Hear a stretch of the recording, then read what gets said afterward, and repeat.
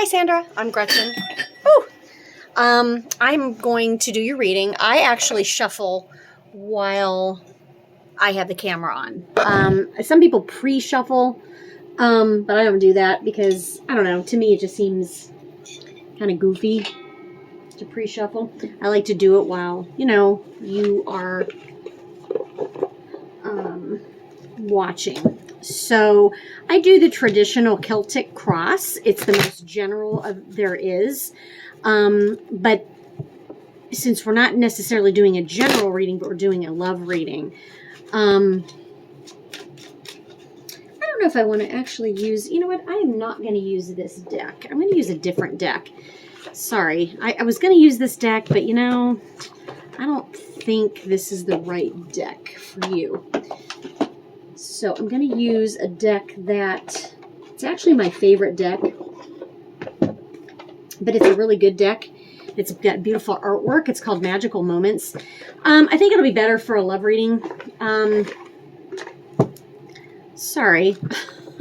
I was going to use a different deck, and it's just, I don't know, it's the deck has a lot of monsters on it. I just don't, for a love reading, I'm thinking, no. So anyway, Sandra, thanks for reaching out to me. I've done a couple readings for Todd. He seems to enjoy them. We went to high school together, so he's been to the couple of reunions. He saved me a yearbook one year when they were all sold out. So we got this one that flew out. I'm going to use this as a clarifier when it comes up. I'm going to cut the deck here.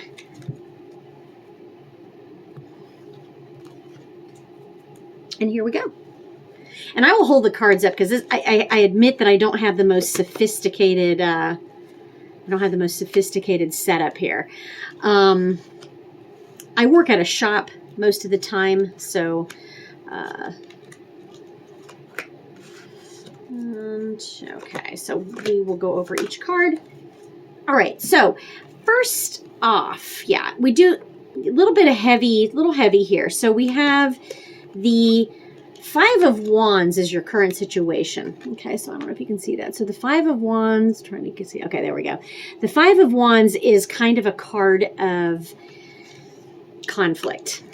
If you look at her, there's several choices here. And if we're doing a love reading, which we are, that can be several broken relationships. Or it can be bad patterns. Either you keep repeating the same pattern of men that you're attracted to, or that's kind of what I'm picking up on. You might, and there's a couple other cards that kind of indicate that too, but you might be possibly picking the same type of guys over and over and over and over again, which, I'm no stranger to that. What is crossing it is the Nine of Swords. So it is the card of anxiety and insomnia and depression and going back things and going, going over things in your head, in your mind's eye, constantly. It's overthinking. This is the card of overthinking. So current situation is you're repeating possibly same patterns or picking the same type of guy, or the same type of relationship, and then, you're just overthinking it. Not necessarily overthinking the choice, but overthinking how you feel about it.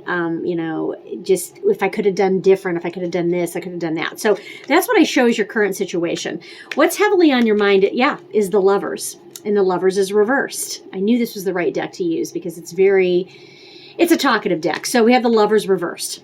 So we have a couple here that, they're two different species, literally. So this is the card of Gemini, but it's the card of making poor choices again, because it's the Lovers reversed. So this is what's heavily on your mind. It's like, I think you are coming to this realization of like, why does this always happen to me? Why do my choices always are the wrong thing for me? What is going on? What am I doing wrong? And so this is what I'm saying. This Lover's card is coming out in your mind. You do have self-awareness about it. You do know it. It's just hard to change that pattern, you know. In the recent past or the past, we have the King of Cups. So this could be a father figure, but whatever. And I don't want to, I don't want to say daddy issues, but whatever this is about, either you're trying to, I don't want to say date somebody like your father or that has the same attributes. It could be one of two things. You're either trying to date somebody that's like your father that has the same attributes, or you are lacking something that your father didn't give you. So one of the two, because this King of Cups is upright. So it's not necessarily a bad thing, okay? It could also indicate a past love that was pretty good and that you base everything else off of is never going to be as good as this past love. But I do, as much as I hate to use this trigger term, I do feel daddy issues a little bit. So anyway, again, it's upright, so it's not totally bad. I think that maybe you're just, maybe your dad set a high standard. Maybe you're trying to recapture that love, something like that. That's kind of what I'm getting. In the near future, we have the Emperor. So we've got the Emperor reversed, card of Aries. It's a fellow fire sign to your Leo.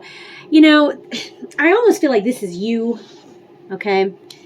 Maybe there's some control issues. Maybe you have a problem giving up control, or maybe you gravitate towards controlling men, but there is some control issues here. So it could be either way. Either you are controlling or you enjoy controlling men. You're a Leo, so Leos tend to be controlling. But I like to put both scenarios out there just in case, because it kind of covers the bases. But there is some issue about control. And so that's coming out in the future. So it's like, I don't see the situation necessarily changing for you anytime soon. We're going to go to this pile over here to see what this says. But near future is still showing like a tight rein on your emotions, tight control.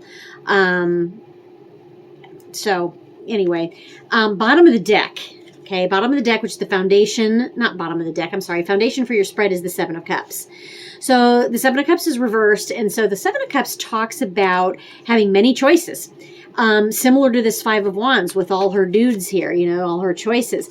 The Seven of Cups is about having different choices in love, because cups are about romance. Some good, some bad, some indifferent, some neutral, but you have a lot of choices. So you might not think that you have the kind of choices that you do. But I do show you do have a lot of choices. Again, some good, some bad, good, bad, and the ugly, right? So that's in the foundation of your spread here. So you do have choices. The Seven of Cups is like, you might feel overwhelmed by your choices. You might be underwhelmed by your choices, to be honest. All right. So that is this is the current situation, a little bit into the past and the future. Next pile over here, we have how you feel about the situation. We have the Five of Cups. It's the card of grief. It is the card of, I want my soulmate. It's kind of the pessimism card. It's kind of like, I want my soulmate. It's hard for me to concentrate on anything else. And there's just this longing. This Five of Cups is about looking at the cup half empty instead of half full. It's a minor arcana, not super concerned about it, but I do think there's definitely concern. You have the Five of Wands and the Five of Cups. Fives are always about challenges in numerology, but this Five of Cups really suggests sadness and grief over a situation. Could be literal grief over a death. Could be that. But there's definitely grief. It's not necessarily nostalgia, but it's a definitely, feeling the loss of a soulmate. Okay. External influences. You have the Two of Cups reversed. A lot of cups. We're talking about love. Two of Cups reversed. External influences. It's like, I don't know if other people are trying to set you up with people. I don't know if other people are trying to tell you who they think you should be with or who you shouldn't be with, but there's some external here and it's reversed. So it's kind of saying like, I don't know if other people are getting involved with your relationship, or if I almost get the feeling that like you'll meet somebody, they'll seem like a soulmate, and then it'll turn out to be something bad. It'll turn out to be more of a toxic relationship. So that's in your external. In your hopes and fears, we have the Six of Swords reversed. So the Six of Swords is the victory card. So upright, it's about being victorious. When it's reversed like this, it's like, I think your fear is that you're not going to be successful in love. Like you're just going to keep going on the way you are and not be successful. Obviously, you have free will and you can change that. But it's going to take some inner work of not overthinking, not maybe creating the same patterns. Because you do have choices. I do show there's choices out here. If you look at her, she's got an anchor. She's not letting her weigh her down. But again, it's reversed. And this is coming up in your hopes and fears. So I feel like the fear is that you're not going to ever meet somebody that's intellectually compatible with you, that communicates the way, your love style. But it's coming out in your fear. That doesn't mean that's what's happening. Now, here is the outcome card. I do like the outcome card is the Nine of Wands. The Nine of Wands is the wounded warrior. She's got a lot of battle scars, but she's still hopeful. She's still hopeful. That's what I love about the Nine of Wands. It's the card of Sagittarius. It's a passionate card, but again, it's somebody who's been through the war, been through the fire, and it's bringing a lot of passion and has a bunch of wounds to show for it, but still is able to love. Okay, so that's in your outcome. Beautiful. So the outcome is great. Now, the card that flew out, oh, I love it. I love it. The card that flew out is the Star. We are in Aquarius season right now. And the Star card is the card of Aquarius. So I want you to just kind of think about the reading. Think about maybe patterns that you have that you want to stop. Now is the time, because we still have a couple more days in Aquarius season. That doesn't mean you have to run out and change now, but this is kind of just saying like, hey, it's kind of a wake-up call. It's kind of like message from the universe, if you were waiting for a message from the universe. You deserve love, you deserve happiness, and for some reason there's some self-sabotage going on, or you're picking the wrong people to love and it's not you. There's some toxicity here. As much as I hate to say it, there could be daddy issues, and I hate to use that, but yeah. So that is the reading. All right, I'm actually going to pull, I want to pull from this deck. I have this little vampire deck. It's super cute, super cute. I'm going to pull an oracle from there, okay? I think it's pretty good here. There's a lot of challenges for you to overcome here. There's no doubt about it. As far as like your thinking, the way, yeah. Not just your thinking, but the action that you take. It's not necessarily a self-sabotage, but it almost is. I don't think you mean to. It's just like, I don't know if you're just with the wrong person or meeting the wrong people, but I feel like that's definitely a pattern.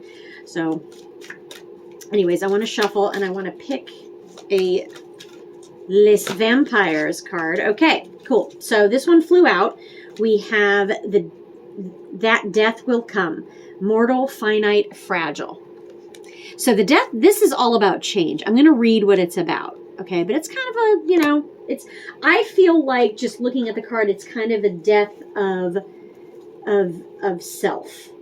You know what I mean? So you have to change. There's got to be some change here. So we have that death will come. So I'm going to read this to you because it's kind of long, but hopefully it'll resonate. One day, as all of us must, you will die. What do these words strike into you? Fear, resolution to live, acceptance, or is it simply a sense of what is not known? We have lived longer than humans, because, these are vampires. Yet we are not so old as the cycle of life. We too will come to our ending, and we, just as you, do not know for certain what will take place. Will there be a void, an emptiness, a nothingness? Will there be peace? Will there be punishment? But one thing we can be sure of, there will be an ending. Those who tell you they know for sure what lies on the other side, believe them not. Because when we live, that is what we know. The flow and pulse of hot blood. We have the opportunity to be good, and when we say good, we mean fine, of quality. There may be nobility. When there is an ending of the kind that death is, we separate from those on the other side. There are those who speak with the dead and listen to the spirits. That is good and well, but do not dwell on that, and do not deny that you will die. There are those who will try to sell you ways to lengthen your life. Give your prayers and spells to never die. But we will tell you now, accept this you must. Even we die when we live longer than the fairies. Your mortality is beautiful, or it is born of compassion, the desire to live well and deeply. And the brevity of human spans is the impetus that drives you to explore, to go further, and to create rich experience. In the full understanding of your mortality and its beauty, you will begin to explore the potential of being alive. And being alive now. It matters not if you have many more lives to live, have lived before, or will live again. All that matters is now, and what you do with every moment you are blessed with. So the blessing. Knowing that we have one lifetime at a time to make changes, learn lessons, and move closer to the true purpose of our soul is a blessing. Knowing that each lifetime must not be wasted and is precious is a gift that compels us to lead lives of meaning. The curse. Knowing that our lives will end can lead to doubt and to fear. Even this can be turned to a good purpose. Working with this card, it is time to honestly create meaning in each day and to choose to make the very best of the time you have. Every day is a gift. Make it count. It is time to live more fully and to make a list of what your dreams and plans are.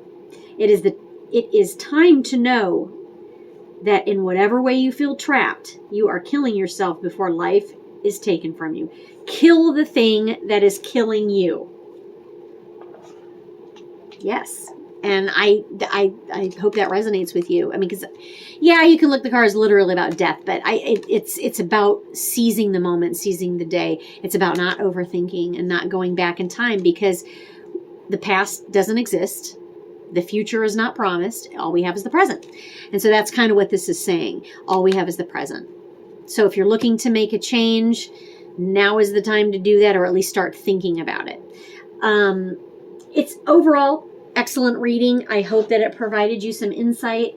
Please let me know. I'm going to upload this to you shortly. Let me know what you think. Let me know how it resonated with you. I hope it did. And I do appreciate you allowing me to do your reading.